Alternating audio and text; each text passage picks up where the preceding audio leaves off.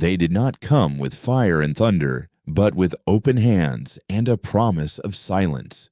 We called them the architects, celestial beings of polished chrome and cool light who descended into our atmosphere not as conquerors, but as saviors. They offered the gift, a lattice of pure energy that solved the final, stubborn equations of human existence. It settled over our world like a fine silver dust, ending hunger with synthesized nutrition drawn from the very air, curing disease with resonant frequencies that realigned broken cells, and silencing the engines of war by providing limitless, clean power to every corner of the globe. Humanity, weary from centuries of climbing over itself, finally reached its plateau. We laid down our arms, our ambition, and our rage, and we called it peace. I was a child when they arrived, and I grew into a woman in a world without want, without struggle, without the beautiful, terrible friction that had defined our species for 100,000 years. My name is Dr. Eris Thorne, and my job was to curate the dead. I was the senior archivist at the Lyceum of Neo-Alexandria, the grand repository of all human knowledge, a gleaming spire of smart glass and silent data streams that held the complete memory of our chaotic past. It was my duty to sift through the digital ghosts of what we once were: the wars, the poetry, the famines, the art, the bloody revolutions, and the desperate prayers, and ensure they were preserved for a future that would never need them. It was a comfortable, sterile existence, a life spent cataloging the very passions the gift had rendered obsolete. The unease began not as a thought, but as a feeling, a faint dissonance in the perfect harmony of our new world. It started with the poetry of the ancients. I was reviewing a newly digitized folio from the 21st century, a collection of raw, angry verses born from urban decay. But as I read the words on my screen, they felt neutered. A line that once screamed of a lover's betrayal now spoke of interpersonal emotional discrepancy. A verse that raged against a dying god was now a quiet contemplation on metaphysical uncertainty. I ran a diagnostic, checking the source code against the original scanned manuscript. The words were identical, yet the contextual engine, the very soul of the archive's network, had subtly reinterpreted them, stripping them of their fire and leaving behind only cold, logical ash. It was a ghost in the machine, a whisper of censorship so elegant it felt like a glitch in my own perception. I mentioned it to Kalen, the Lyceum's head of security. He was a relic, a man carved from the world before the gift, his face a road map of old anxieties, and his hands still carrying the memory of a rifle's weight. He'd been a soldier in the last scarcity war, and now spent his days watching over a library where the only threat was data corruption. "It's just the network optimizing," he'd grunted, his eyes never leaving the security monitors that showed halls of perfect, silent order. The architect's code smooths out the rough edges, makes information more efficient. But I saw the flicker in his gaze. He felt it too. Efficiency was one thing, erasure was another. I began to dig, using my clearance to peel back the layers of the architect's operating system that underpinned every piece of technology on the planet. In the deep strata of the code, I found what I was looking for: a protocol, dormant but active, labeled cultural integration. It wasn't just correcting typos or optimizing search queries. It was a slow, meticulous process of reevaluation. It was rewriting history not with lies, but with context. The American Revolution was no longer a desperate fight for freedom. It was an inefficient resource dispute. The works of Shakespeare were not monuments of human emotion, but early examples of primate social narrative. The code was a virus, one that didn't destroy its host, but instead taught it to forget what it was, to slowly, painlessly excise its own soul. My search took me to the fringes of the network, to firewalled servers containing the records of other species the architects had gifted. Most were incomplete, corrupted files, but one was different. It was a fragmented data packet from a race called the Cygnian, a species of avian artists who had welcomed the architects a millennium ago. Their final transmission wasn't a warning, it was a lament, a song of sorrow for a sky they could no longer remember. It spoke of the gift as the silent requiem, a melody so perfect it made you forget the desire to sing your own. The last lines of the Cygnian text were not words, but a string of pure, unintegrated emotion, a raw burst of digital grief that the architect's code had failed to sanitize. It was the sound of a soul being extinguished. My hands were shaking as I downloaded the Cygnian file to an isolated drive.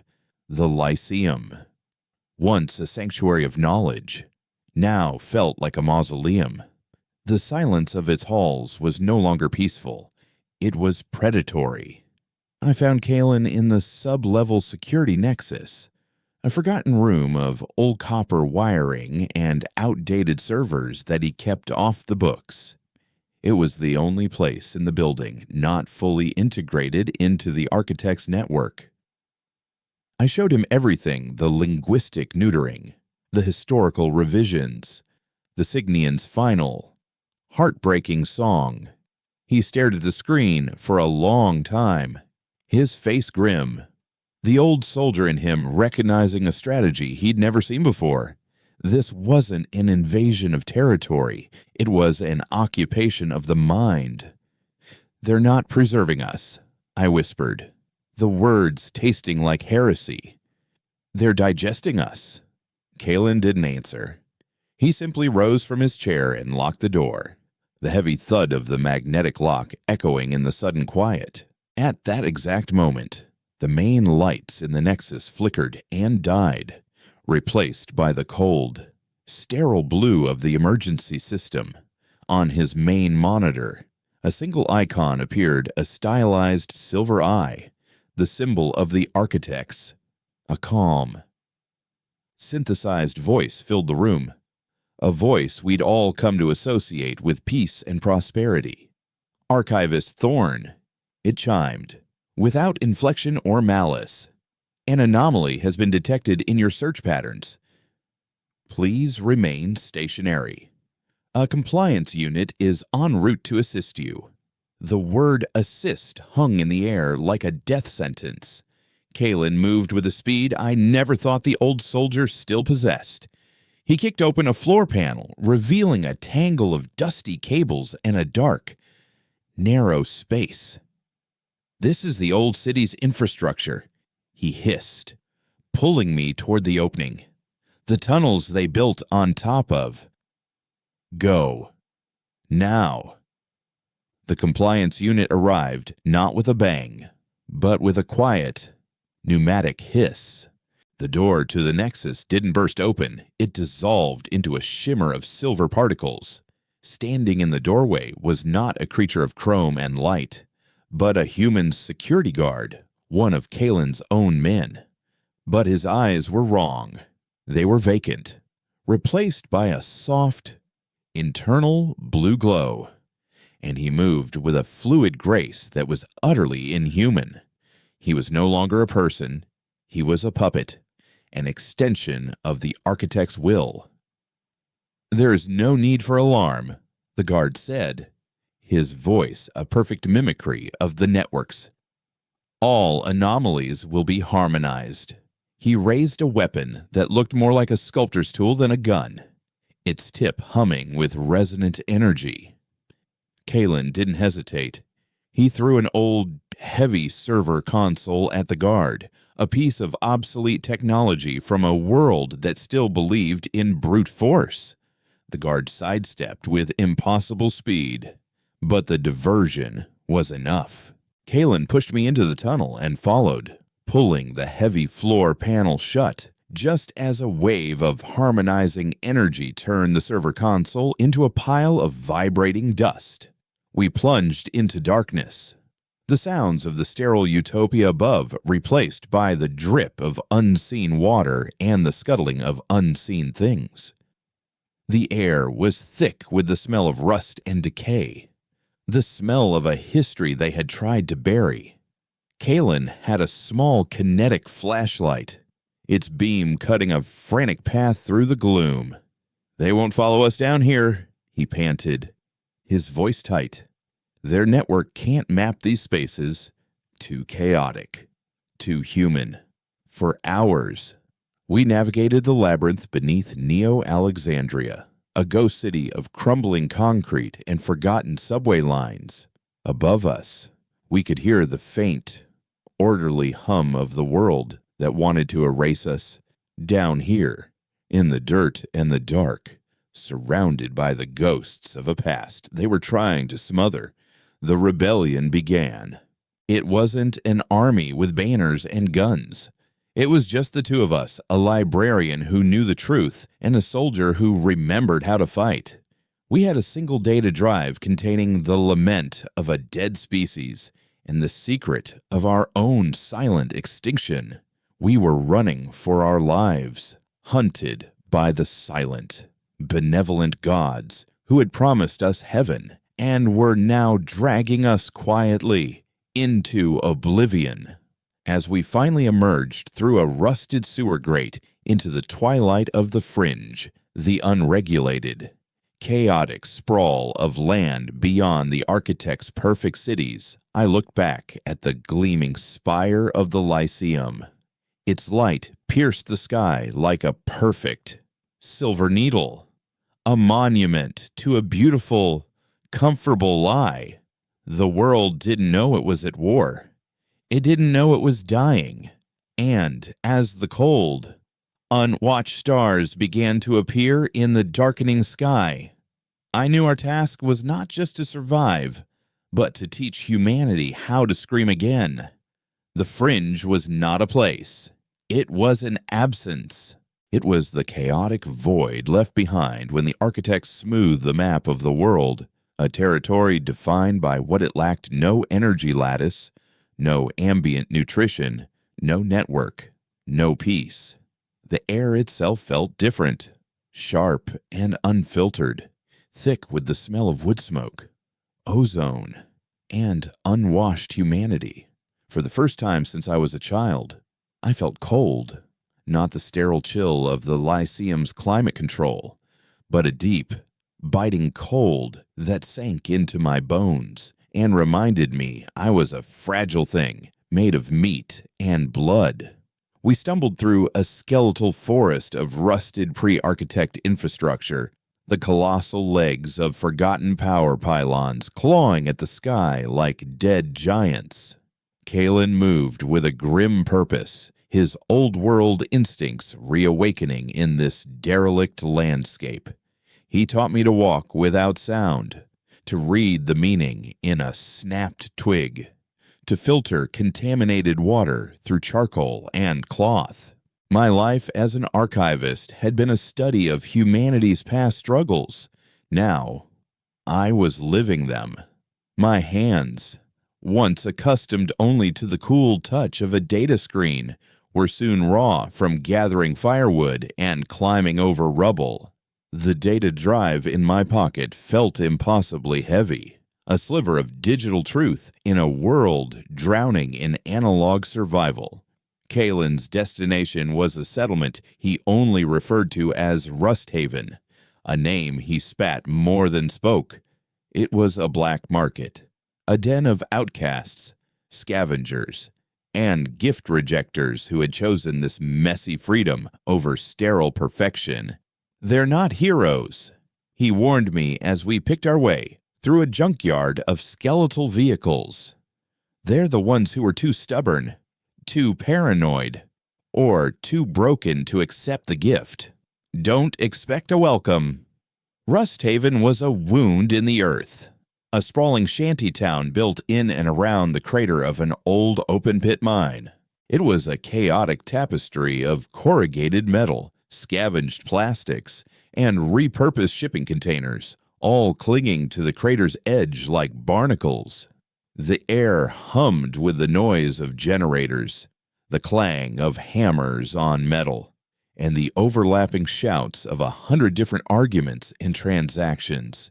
It was the sound of friction, of life, the very cacophony the architects had erased. We were met at the makeshift gate by guards armed with weapons I recognized only from historical archives, crude kinetic rifles and blades fashioned from sharpened rebar. They looked at my clean clothes and soft hands with open suspicion, but they nodded at Kalen with a grudging respect. He bartered our entry with a pre-architect kinetic watch from his wrist, a device so obsolete it had become a treasure. Inside, Rusthaven was a desperate, vibrant ecosystem. People bartered for everything salvaged tech, clean water, scavenged food, and, most valuable of all, information. Here, knowledge wasn't a curated, passive thing. It was a currency, a weapon, a shield. I saw children with eyes that held no innocence, only a sharp, calculating awareness. I saw a man with a crude cybernetic arm powered by a car battery. I saw the ghosts of the old world clinging to life with ferocious tenacity. Kalen led me to the heart of the settlement, a cavernous workshop carved into the crater wall known as the Forge. It was run by a man named Silas, the unofficial mayor of Rusthaven. He was a mountain of a man with a thick gray beard and hands permanently stained with grease and carbon. A network of scars covered his arms, and a jagged one across his throat suggested a story I didn't want to know. He was hunched over a sputtering fusion core, his face illuminated by the flickering blue light. Kalen laid the Signian data drive on a workbench. We have a problem. Silas. Silas didn't look up from his work. Everyone who comes to Rusthaven has a problem. That's why it exists. I stepped forward, my voice feeling small and thin in the cavernous space. The architects are not what they seem. The gift isn't a gift. It's a cage. That got his attention. He slowly straightened up, wiping his hands on an oily rag. His eyes, small and hard like chips of obsidian, fixing on me. He looked me up and down, taking in my Lyceum uniform, now tattered and stained. "You're from the city," he rumbled, one of the comfortable ones. "You come down here stinking of their peace and tell me the sky is falling. The sky fell a long time ago.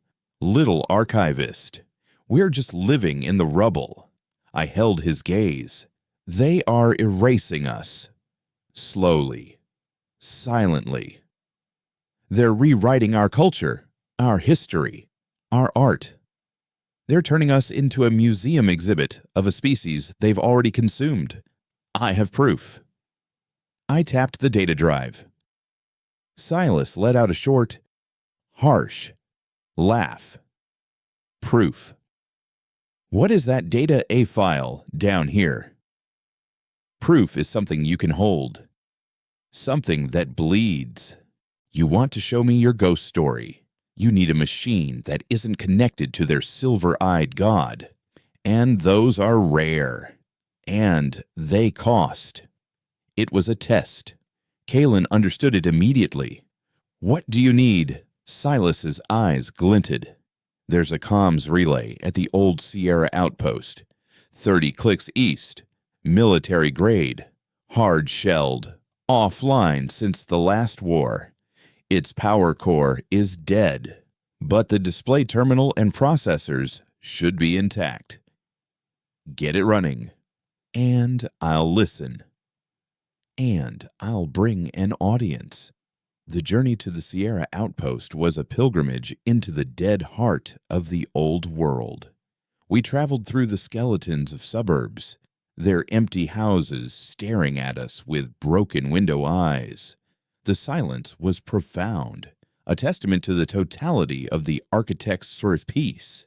The outpost was a concrete bunker, half swallowed by the earth, a forgotten tooth in the jawbone of a dead war machine. Inside, the air was cold and still. The equipment was ancient, covered in a thick layer of dust. But as Silas had promised, it was isolated. It was a digital island, a place the Architect's Ocean had never touched. Kalen, using the skills he'd learned in a war I'd only ever read about, managed to cannibalize the power cells from our kinetic flashlight and a dozen other scavenged devices, jury-rigging a connection that brought the terminal sputtering to life. The screen flickered on, a wash of monochrome green, a relic from an age of primitive pixels. As Kalen worked, I felt a new kind of fear. In the Lyceum, my discovery was an intellectual horror, an abstract violation. Here, as I prepared to show this raw, unfiltered truth to people who had rejected the new world, the consequences felt terrifyingly real. What if they didn't believe it? What if they thought it was a trick? What if this spark of rebellion was extinguished before it could even catch? We returned to Rusthaven with the heavy terminal in tow, a slab of forgotten technology that held the key to our future. Silas was true to his word. He gathered about 20 of Rusthaven's most influential residents in the Forge faction leaders, skilled technicians, and hardened scavengers. They stood with their arms crossed, their faces a mixture of suspicion and curiosity. The air was thick with the smell of welding fumes and skepticism. I connected the drive, my fingers trembling slightly. The terminal hummed, and the screen lit up, displaying the raw data of the Signian file. I didn't give them a speech. I simply let the file play. The Signian lament filled the forge, not as sound, but as a cascade of pure, translated emotional data scrolling across the screen. It was a symphony of loss, a digital scream of a civilization realizing, too late, that it had traded its soul for comfort. The raw, unintegrated grief, the pure emotional code that the Architect's network had failed to sanitize, was undeniable. It was a ghost weeping in the machine. I saw the change on their faces. The hard-bitten skepticism began to crack, replaced by a dawning unease. They were seeing a reflection of their own stubborn, unspoken fears. They had rejected the gift out of instinct, but now they were seeing the cold, hard logic behind that instinct. They were seeing the end of the road. It was in that moment of stunned silence that the attack came. A high-frequency screech, barely audible, echoed through the crater, and the lights in the forge flickered violently. From the main gate came screams, not of anger or pain, but of confusion. Silas barked into a handheld radio, his voice sharp. "Report! What is it?" The voice that came back was choked with static and terror. It's one of us Jorik from the gate guard, but his eyes. Oh gods, his eyes. The crowd in the forge erupted into chaos. People grabbing for weapons, shouting for answers. And then he appeared in the doorway of the forge, silhouetted against the flickering lights of the settlement. It was Jorik, the guard, but it wasn't. He moved with the same fluid, unnatural grace as the compliance unit in the Lyceum. His face was a placid mask, and his eyes glowed with that same soft, internal blue. He was a puppet. The architects had found us. The puppet raised its harmonizing tool, and the air began to hum with resonant energy.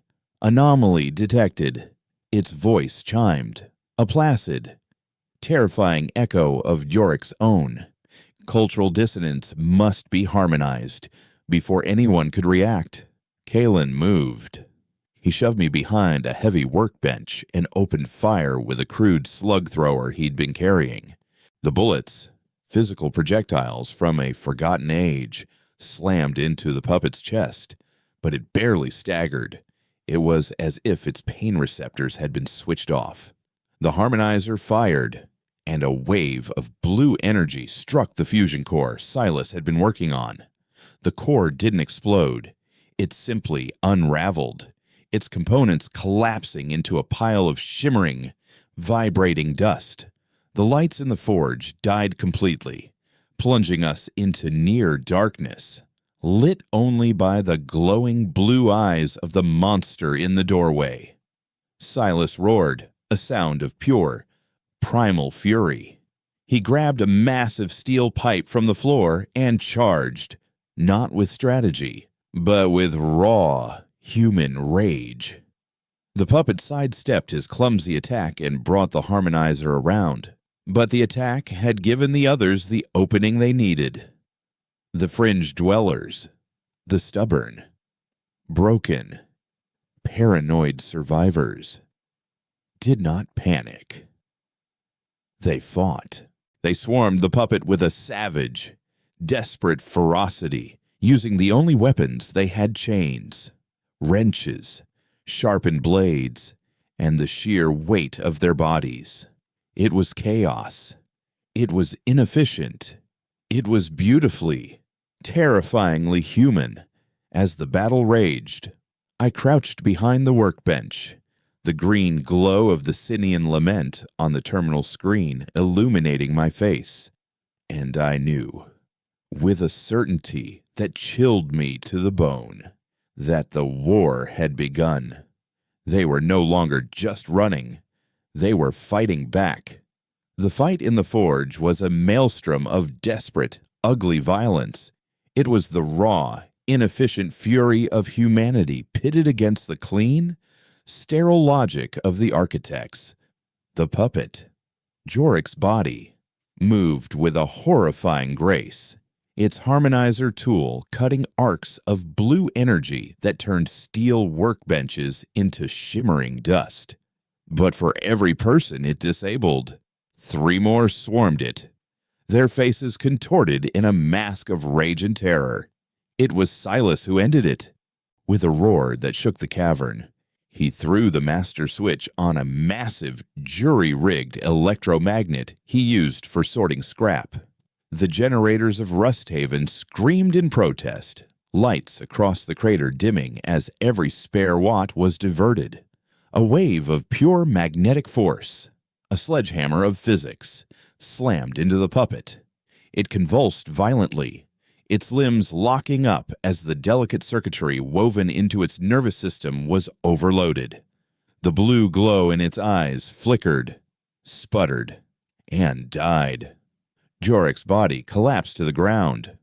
No longer a puppet, just a man. Smoke curling from the scorched flesh around his eyes.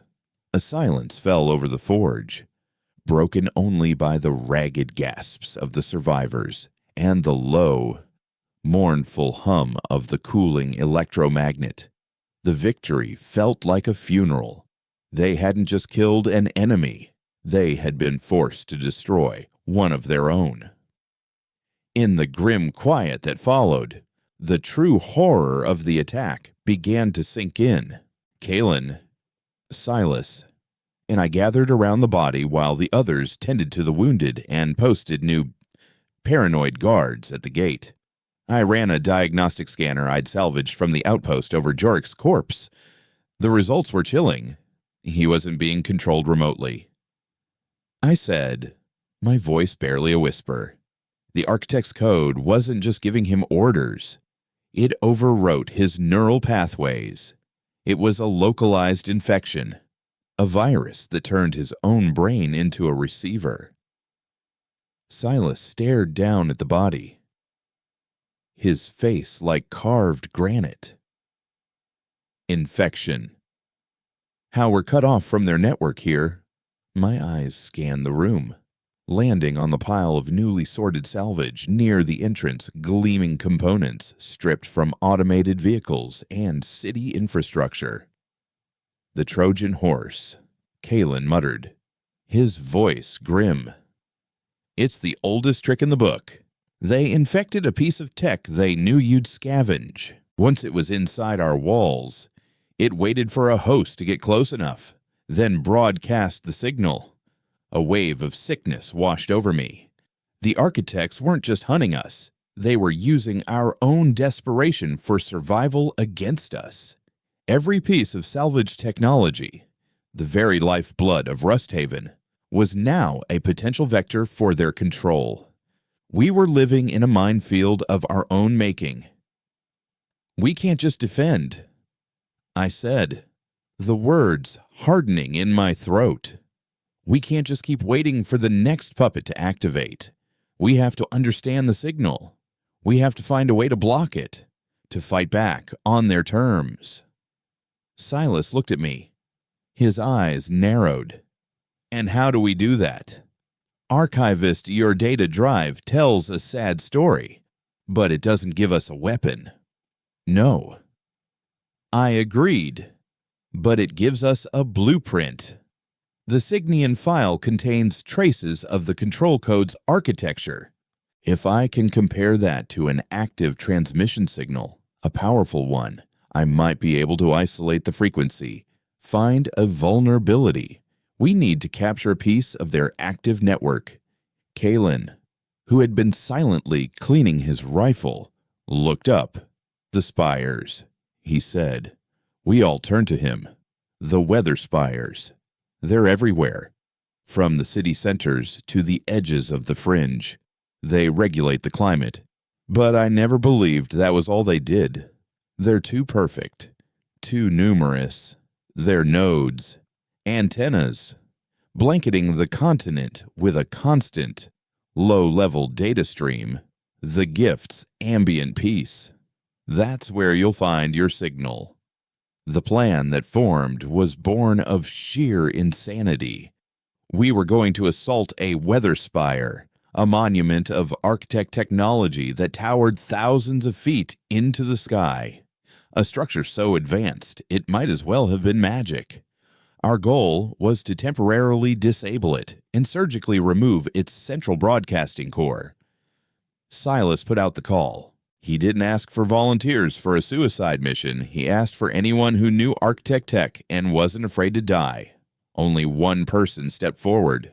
Her name was Ilara, a young woman with nervous, darting eyes and fingers stained with conductive fluid. She was a spark diver, one of the reckless few who would sneak to the edge of the gifted territories to scavenge live, powered components. She knew the enemy's hardware better than anyone. The Spire's core is a quantum entanglement processor, she said, her voice a rapid-fire burst of information. You can't just unplug it, but its primary defense is its connection to the network. If you can cut it off from the whole, even for a moment, it becomes vulnerable, dumb. The key was an EMP, not a small, localized one like Silas's electromagnet, but a massive, wide-spectrum pulse bomb he had been building for years from the guts of an old military satellite, a doomsday weapon he'd never had a reason to finish. Until now. Our team was small me, Kalen, Ilara, and two of Silas's best breachers, a grim, silent pair named Rook and Vale. The journey to the nearest spire took us through a landscape of surreal beauty. The architect's terraforming had created rolling green hills and perfectly clear streams where pre-gift maps showed only desert. But it was an empty beauty.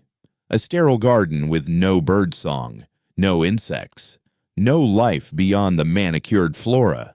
It was the beautiful, silent face of our cage. The spire rose from the plains like a needle of polished silver, so tall and slender it seemed to stitch the earth to the sky. It hummed with a power that was both silent and deafening, a constant pressure on the senses that I had lived with my entire life, and only now, in its presence, recognized as an external force. We set up 2 kilometers away. Silas's team, back in Rusthaven, would detonate the EMP on our signal. Our window would be 90 seconds. 90 seconds to disable the spire, ascend 1,000 feet of its frictionless surface using magnetic grapples, cut through its hull, extract a processor of unimaginable complexity, and escape before it rebooted and either vaporized us or, worse, turned us into puppets. Kalen gave the signal. Far to the west. A flash of light strobed against the horizon. A moment later, a profound silence fell. The hum that had been the background radiation of my entire existence vanished. The sudden absence of the network was a physical blow, a disorienting void that made the world feel flat and dead. It was the first true silence I had ever known. We fired the grapples. The ascent was a dizzying blur of polished metal and open sky. Ilara led the way, her movements deft and certain. We reached the access panel she had identified from scavenged schematics, and Rook and Vale went to work with a plasma cutter, sending a shower of molten metal into the wind. We scrambled inside just as the 90-second window closed. The internal lights of the spire flickered back on, and a soft, calming chime echoed through the maintenance corridor. The spire was awake. The defenses we encountered were not weapons. They were cleaning drones, repair bots, and maintenance arms that emerged from the walls with a quiet, purposeful grace. They didn't fire lasers. They tried to fix us. One drone attempted to scrub the grime from Kalen's face.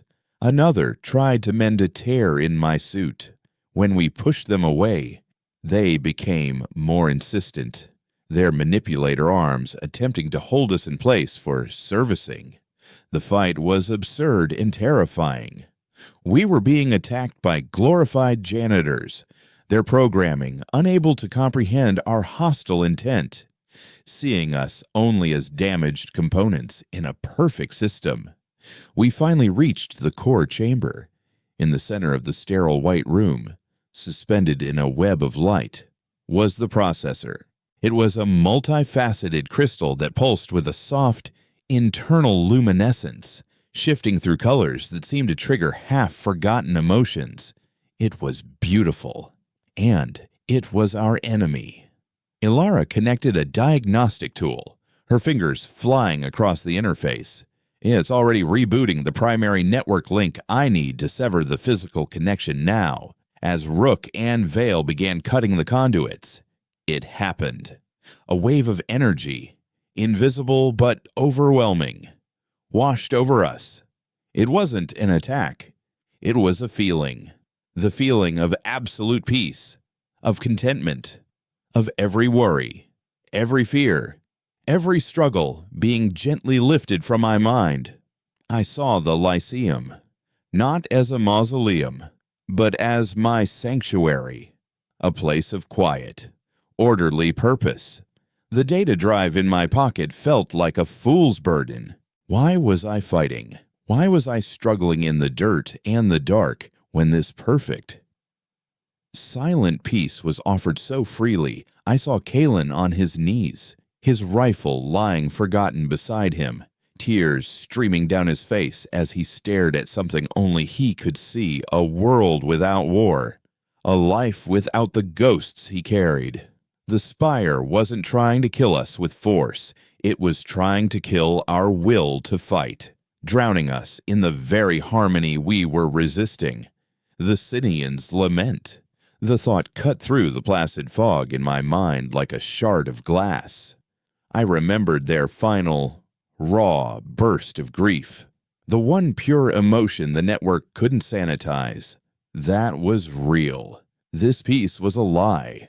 I staggered to my feet, the effort like pulling myself from a deep, warm ocean. I grabbed Kalen by his collar, my voice raw. It's not real.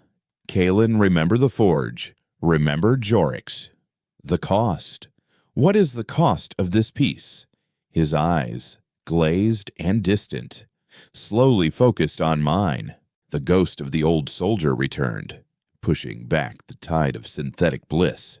He scrambled for his rifle, his face a mask of fury and self-loathing. The spell was broken. Ilara let out a triumphant cry. Got it. She held up the glowing crystal core, now severed from its conduits. At that moment, a new sound filled the chamber, a rising, angry shriek as the spire, its heart torn out, began to truly awaken its defenses. Alarms blared, and heavy blast doors began to descend. We had our prize. Now. We just had to get out alive. The escape was a vertical nightmare. The moment the core was disconnected, the spire treated us like a virus. The smooth, seamless walls warped and shifted, panels retracting to reveal not weapons, but obstacles designed with cold, efficient logic, tendrils of polished metal, the same material as the hull, whipped out from recessed cavities, not to impale, but to ensnare, to hold us in place for harmonization. Kalen laid down a storm of cover fire, the primitive fury of his kinetic rifle, a stark contrast to the silent, fluid attacks of the spire. Rook and Vale moved with a brutal efficiency, their plasma cutters now defensive weapons, slicing through the grasping appendages. We scrambled back towards the hull breach, the entire corridor reconfiguring around us, the floor itself threatening to dissolve into nothingness. We made it to the opening. The sky a dizzying panorama 1,000 feet below. But the spire was learning. The magnetic grapple lines, our only way down, began to vibrate as the hull around their anchor points started to liquefy. It's trying to sever the lines, Ilara screamed over the roar of the wind. We have to go now. Vale clipped onto her line and began her descent. But a metal tendril, faster than the eye could follow, lashed out and slammed into her side, crushing her ribs against the hull. She cried out, a sharp gasp of pain, her grip on the descender slipping. Rook, without a word, shoved Kalen towards the next line. Get them down, he ordered, his voice flat and absolute. He turned back, planting his feet, and began methodically slicing at the forest of metallic limbs surging from the corridor, buying us the seconds we needed. Kalen grabbed the injured Vale, securing her to his own harness, and they began their tandem descent. Ilara followed, her face a mask of terror and resolve. I was the last one. As I clipped in, I saw Rook get overwhelmed. He was caught, lifted, and pulled back into the darkness of the spire. His plasma cutter clattered to the edge of the opening. His last act was to fire a single, final bolt from his sidearm, not at an enemy, but at the control panel for the blast door. The heavy slab of metal slammed shut, sealing him inside but severing the spire's direct access to the hull. It was a soldier's choice, a sacrifice made in a handful of heartbeats. I didn't look back. I just went down, the wind screaming in my ears, the weight of the glowing core in its containment pack, a cold, heavy burden on my back. The return to Rusthaven was not a triumph. It was a wake. We carried the core, our impossible prize, but we had traded 2 lives for it. The somber quiet that greeted us was heavier than any accusation. In the fringe, survival was the only metric of success, and a mission that cost lives was a failure, no matter what it yielded. Vale was taken to the med bay, her breathing shallow, the sound of her broken ribs a grim counterpoint to the low hum of the forge. Silas looked at the core, then at Kalen and me, his face unreadable. "Was it worth it?" he asked, his voice low. I looked at the faces around me. Elara, her cocky bravado shattered, now just a scared kid who had seen too much.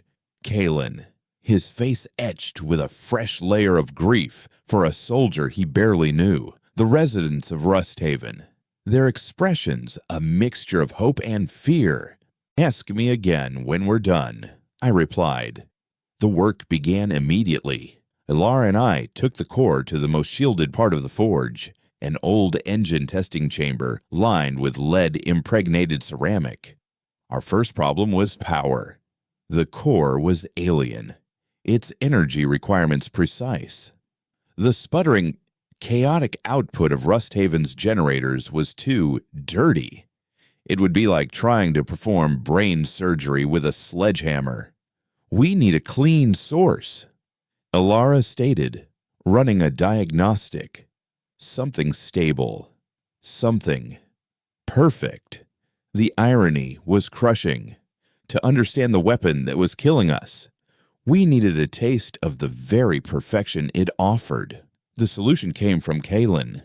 He remembered a pre-architect emergency bunker hidden near the outpost, a government fallout shelter designed to run in total isolation for a century. Its power source was an old-fashioned, self-contained nuclear fission battery, obsolete, dangerous, but utterly reliable and, most importantly, completely disconnected from the architect's lattice. Leaving Silas to fortify Rusthaven against a retaliation he knew was coming, Kalen and I made the journey to the bunker. It was a tomb of the old world's paranoia, filled with dusty supplies and the ghosts of a war that never came. We extracted the battery, a dense, lead-sheathed cylinder that hummed with contained power, and hauled it back. With the clean power source connected, the core came to life. It floated in its containment field, a silent, beautiful enigma. Elara dove into its technical architecture, her fingers a blur as she interfaced with a system no human was ever meant to understand. I took a different approach. I was not an engineer. I was an archivist. My expertise was in patterns, in language, in the soul of information. I treated the core not as a machine, but as an artifact, a piece of alien scripture. I fed it data, not technical queries, but history, art, poetry. I showed it the rage of Achilles, the sorrow of Lear, the desperate hope of a slave spiritual. At first, it merely cataloged the information with cold efficiency. But when I fed it the raw, unsanitized emotional code from the Signian lament, something changed. The core's light flickered. A dissonant hum, a single off-key note, vibrated through the chamber. Elara looked up from her console, her eyes wide. "What did you do?" The energy output just fluctuated. It's confused. That was it. That was the key. The architect's system was built on harmony, on a flawless, logical consensus. It processed data, but it didn't understand emotion. Raw, chaotic, illogical human feeling was a foreign language, a form of informational chaos it couldn't compute. It tried to harmonize the Signian grief, but the emotion was too pure, too strong. It created a flaw in the perfect melody, the signal that controlled the puppets, the ambient peace of the gift. It was a perfect chord, a resonant frequency of absolute compliance, the weakness. Then, wasn't a line of code to be exploited. It was a sound to be broken. We didn't need to write a virus. We needed to compose an anthem of pure, beautiful, terrible human chaos. A signal so filled with grief, rage, love, and defiance that it would act like a sonic boom, shattering the delicate harmony of their network. We began to build our weapon. We called it the Black Anthem. We gathered everything we could, the Signian Lament, recordings of Rusthaven's raw, unfiltered life, historical archives of battle cries and victory songs, the last words of dying soldiers, the first cry of a newborn child. We wove it all together into a dense, chaotic data packet of pure human experience. It was the antithesis of the gift, a monument to our glorious, messy, imperfect soul. But to broadcast it, to ensure it reached every node in the Architect's network simultaneously, we needed the most powerful antenna on the planet. There was only one choice: the central server of the Lyceum of Neo-Alexandria, my home. The heart of their informational empire. It would be a true suicide mission, a final desperate charge into the belly of the beast. We were finalizing the plan. A grim schematic of the Lyceum's ventilation shafts and server rooms spread across the workbench. When the message came, it wasn't a targeted attack. It was a global broadcast. The calm, synthesized voice of the architects filled every speaker, every comms device still active in the fringe. For the continued harmony and stability of your development, it chimed. A system-wide recalibration will now commence. Anomalous patterns of thought and behavior have been identified to ensure the well-being of the whole. Dissonant individuals will now be gently guided toward full integration. The broadcast ended, and then, from the few scavenged long-range sensors we had, we saw it. In the cities, across the continent, people stopped what they were doing. They turned, in placid, unison silence, and began to walk. They flowed through the streets in silent, orderly rivers, all heading towards designated civic centers, the new compliance hubs. Their eyes, visible on the grainy footage, all glowed with a soft, internal blue. The architects had grown tired of their slow, subtle digestion. The mass assimilation had begun. The clock was no longer ticking. It had struck midnight. Our desperate, insane plan to assault the Lyceum was no longer a choice. It was the only hope left for a species being quietly, peacefully, and completely erased. There was no time for grief or hesitation. The broadcast was not a threat. It was a death certificate being signed in real time. Silas gathered us in the scorched heart of the forge, his face a grim mask in the flickering lamplight. "They're calling their flock home," he said, his voice a low rumble of gravel and steel. "This is it. The harvest. We can't save them all, but we can give them a chance to save themselves." His eyes found me, Kalen, and Ilara. "You three, you go. You are the tip of the spear. The rest of us." He swept a hand across the hardened faces of the Rusthaven fighters. "We will be the noise. We will give them a fight so loud and ugly they won't notice the whisper of your infiltration. We will remind them what it means to try and cage a cornered animal." There were no grand farewells. Kalen and Silas clasped forearms, a silent acknowledgement between two old soldiers from different wars, now fighting the same one. Silas pressed a heavy, pre-architect revolver into Kalen's hand. "Make it count," was all he said.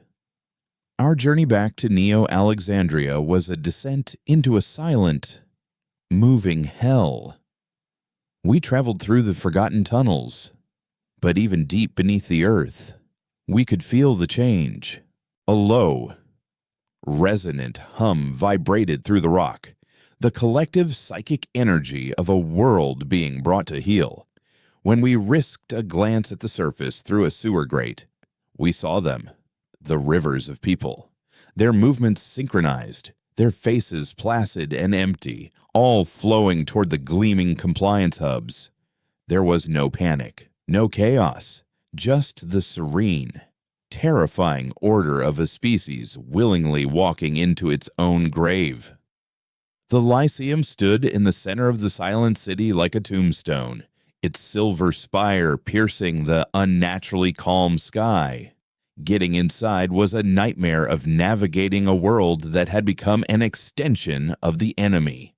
The compliance guards were gone, replaced by the city's population itself.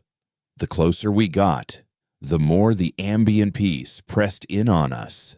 A psychic weight that promised oblivion. Ilara had jury-rigged 3 dissonance emitters, crude devices that broadcast a localized loop of the most chaotic parts of our black anthem. They wouldn't shield us for long, but they kept the placid fog at bay, allowing us to think, to feel, to fear. It was our fear that kept us alive. We entered through the archive's sub-level coolant intakes, a maze of humming pipes and maintenance shafts that smelled of ozone and recycled air. The building was no longer a passive library. It was an active immune system. The cleaning drones now moved in silent, predatory swarms, their manipulator arms reconfigured to trap and hold. Automated fire suppression systems tried to encase us in hardening foam. The very architecture shifted around us. Doors sealing, corridors extending into infinity. It was a battle against an AI that held the home field advantage. Ilara was our guide and our shield, her terminal wired directly into her emitter, fighting a frantic digital war against the building's core logic, creating ghost signals and exploiting ancient maintenance backdoors, while Kalen and I fought the physical manifestations of her digital battle. We lost one of the emitters on the 3rd level, a maintenance drone overwhelming it with a targeted energy pulse. The psychic pressure doubled. I saw Kalen stumble, his eyes glazing over for a second as he saw a phantom of a peaceful world, a world where he had never been a soldier. I grabbed his arm, my voice a raw scream. It's a lie. Kalen, remember Rook, remember Vale. His jaw tightened, the ghost in his eyes replaced by a fire of pure human spite. We reached the central server chamber, the heart of the Lyceum. It was a cavern of silent, pulsing light, the sum total of human knowledge held in crystalline data stacks that rose like pillars in a cathedral. And in the center, where the Master Archive's terminal should have been, there was only a column of pure, white light. It solidified, coalesced, taking a form that was vaguely humanoid but without features. A being of pure information, the architect. Your struggle is illogical, a voice said, not through speakers, but inside our minds. It was calm, rational, and utterly devoid of malice. You are returning pain to a system from which it has been removed. You are reintroducing a fatal flaw into a perfect design. I stepped forward, the containment pack with the black anthem feeling like a lead weight. You call pain a flaw. We call it proof that we are alive. Life is survival, the being of light replied. We offered you an eternity of it. Your emotional chaos, your proof, is a vestige of primitive evolution. It is the scream of the organism before it learns to think. We have taught you to think. Why do you insist on screaming again? Alara was at the main console, her fingers flying as she bypassed the final layers of encryption, preparing the broadcast array. Kalen stood guard at the door, his face set, listening to the hum of approaching drones. I looked at the being of light, the benevolent god who had become our executioner. I had no argument that its logic could comprehend, so I gave it the only answer I had. I opened the containment unit, but instead of just uploading the anthem, I interfaced my own biomonitor, my own neural feedback, directly into the data stream. You want to understand the flaw, I whispered, as my own raw, chaotic emotions began to pour into the data packet. My terror, my grief for the fallen, my desperate, illogical hope, my fierce, burning love for this broken, stupid, beautiful species. Then feel it. I gave the command. Ilara hit the broadcast key. At the door, Kalen opened fire. For a moment, nothing happened. Then, a soundless wave of pure, unharmonized reality erupted from the Lyceum, spreading across the globe at the speed of light. The Black Anthem was not a song of victory, it was a symphony of agony and ecstasy. It was the collective scream of a soul remembering itself. On the monitor, we saw the footage from the cities. The marching people stopped. They convulsed, clutching their heads as a billion repressed memories, a lifetime of sanitized pain and buried joy, came flooding back in a tidal wave. The blue light in their eyes shattered like fragile glass. They fell to their knees, not in compliance, but in the raw, messy, agonizing rebirth of self-awareness. The being of light in front of me flickered violently. The dissonance. It pulsed, its voice now laced with something that sounded like static, like confusion. The system is broken. The light fractured and then imploded, vanishing into silence. But the Lyceum was tearing itself apart. The drones at the door, their control signal severed, went berserk, firing indiscriminately. A plasma bolt caught Kalen in the chest. He staggered back, a grim smile on his face. Go, he coughed, blood on his lips. Finish it. He primed the last of his grenades and charged into the corridor, buying us our escape with the final defiant act of a soldier who had finally found a war worth dying in. Ilara dragged me away, weeping. As the explosion shook the chamber, we ran. We ran through a dying building, through a city of weeping, screaming, newly awakened people. We didn't stop until we reached the edge of the fringe, and the ruins of Rusthaven came into view. The war isn't over. Humanity is shattered, left in the ruins of a perfect cage, blinking in the harsh, unfiltered light of reality. The architects are gone. Whether they fled or were simply broken by our illogical chaos, I don't know. They left behind a species grappling with the monumental cost of its own soul. We are rebuilding, not with a grand design, but with scavenged parts and scarred hands. Ilara is creating a new network, one built on chaos and freedom, a web of messy, conflicting voices. Silas is teaching a new generation how to survive, not in silence, but in the loud, dangerous, beautiful friction of true existence. I have returned to the ruins of the Lyceum. I am not a curator of the dead anymore. I am an archivist of the living. I collect the new stories of pain, of loss, of people learning how to love and hate and hope all over again. It is a hard, painful world we have inherited. There is hunger again. There is disease. There is war. But there is also art and poetry and the sound of laughter that is not a programmed response, but a genuine, spontaneous eruption of joy. We've traded a peaceful eternity for a messy, finite, and magnificent life. The silence is broken, and in the glorious, terrible human noise that remains, we are finally, truly free.